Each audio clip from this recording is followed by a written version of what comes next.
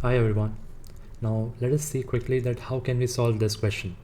Whenever we have such type of questions, the easiest trick to solve them is we will try to create a to the power a type of term on the left hand side as well as on the right hand side. And after that what will happen? Let us see.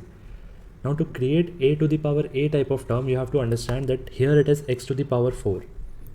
Now x to the power 4 is already there. If I want to create x to the power 4 raised to the power of x to the power 4, then for that I have to just multiply both the sides. I have to actually take both the sides raised to the power of 4. If I do that, then over here it will be x to the power 4 times this, and on the other side I will have 64 to the power of 4. Now x to the power 4, in the power we have x to the power 4 also, which can be written as x to the power 4 times x to the power 4. So we got a to the power a type of term. On the right hand side I can write 64 as 8 square to the power of 4, and 2 times 4 will be 8.